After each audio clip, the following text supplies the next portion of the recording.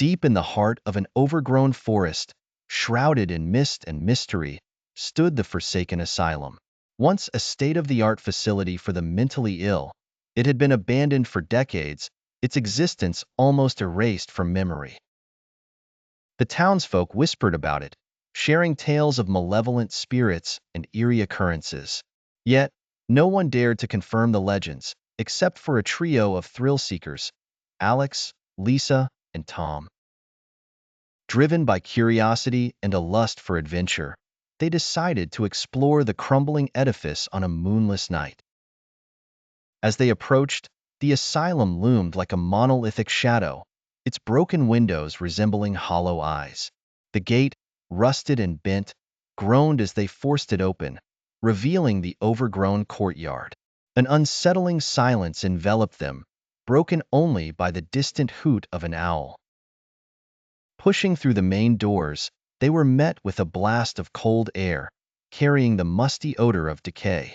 Their flashlights barely pierced the thick darkness, revealing peeling wallpaper and scattered debris.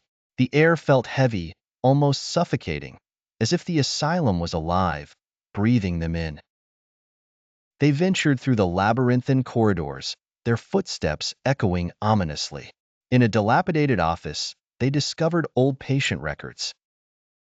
Lisa skimmed through the files, her face paling as she read about the inhumane experiments conducted by a deranged doctor obsessed with curing insanity through unorthodox methods. The asylum had been shut down after a series of mysterious deaths, but many patients were never accounted for. Suddenly, the temperature plummeted and the lights began to flicker.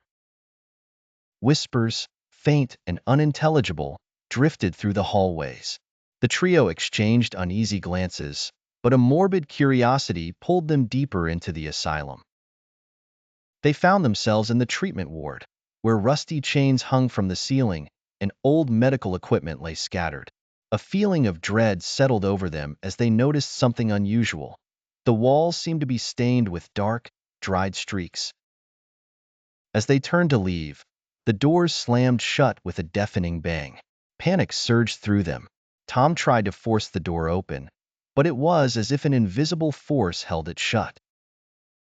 The lights flickered again, and in the brief darkness, they saw it, a shadowy figure standing at the end of the hall, its eyes glowing with an unholy light. The figure disappeared as quickly as it had appeared, leaving the trio in a state of terror. They stumbled through the corridors, trying to find another exit. The asylum seemed to twist and turn, leading them in circles. It felt like they were being watched, followed by unseen eyes. The whispers grew louder, more distinct, turning into anguished cries and maniacal laughter. The walls seemed to close in, as if the asylum itself was alive, a sentient being feeding off their fear.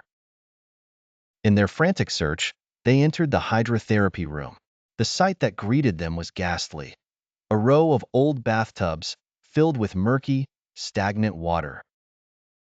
In the dim light, they saw movement beneath the surface. A face, pale and bloated, emerged slowly from one of the tubs, its mouth stretched in a silent scream.